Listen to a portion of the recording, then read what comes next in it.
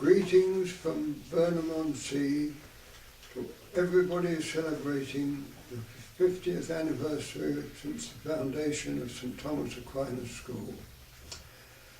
I don't think we knew in 1963 what a privilege it was to be entrusted with the formation of 90 bright, lively, working-class boys at a time when, firstly, education was genuinely liberal, and more important still, when the Roman Catholic Church was reviewing how it could exercise a ministry that would be meaningful for the 20th century world.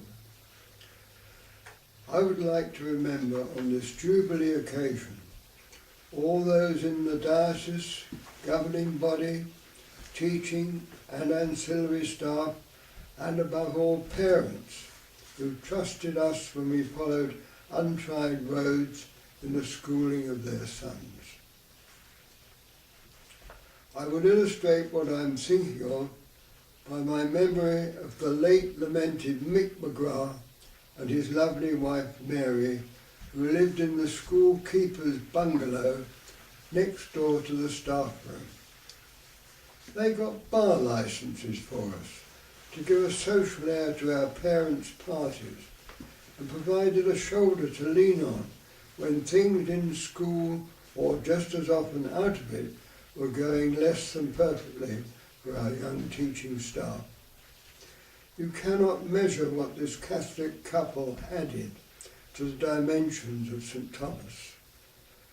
Certainly the lurking menace of Ofsted has nothing to do with the atmosphere a Christian pair like the McGraths could engender.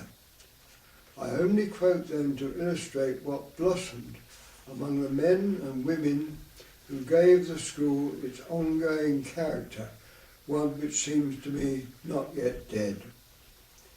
Certainly it offered an atmosphere which time and again our so-called non-Catholic staff have testified to me as being among the happiest experiences of their careers. It's not to say that nothing went wrong. Boys could take advantage of each other and of teachers whose good intention could be mistaken for weakness. These were not characteristic of the school, as I think my 5 sons who benefited from Aquinas would testify, and this despite the looming presence of their father. They did not hesitate to invite their mates to our house from the Bunbury Road. Typical is the reception our son Peter gave to the now father Eamon Cordoff on his first visit. Now Eamon, at school, Dad's a headmaster.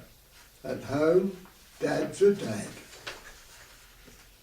So in recalling our debt to a vanished generation, I want to emphasise the affection I keep for the infants in the early years who set standards in work, play and friendship for future pupils to follow. I should like to remember the moment when our 1963 entrants provided us with our first sixth form. I called together those who were interested in the remote possibility of university entrance. Some 20 indicated their hopes, and I think 9 wanted to chance their quite untested arms at Oxbridge. So they paid for entry to the various college scholarships and duly sat them. 3 of the 9 were accepted on the strength of their performance in the scholarship papers. These pioneers set an amazing standard for their successors, and they made it from nothing. Their teachers felt well repaid. 3 more opted to try their vocations at Oscott, and although none persisted, they at least felt it to be a natural summit of their Catholic ambition nurtured in the school. All those I am speaking about are now getting on in years. I should like to encourage them to think that retirement is not a dead end, but a step change. I should like to send them my blessing. Equally, I should like to bless all who have brought Aquinas' fruits down the years up to this very day. Oremus, let us pray. May the Lord bless you and keep you. May he lift up the light of his countenance upon you and give you his peace now and forever.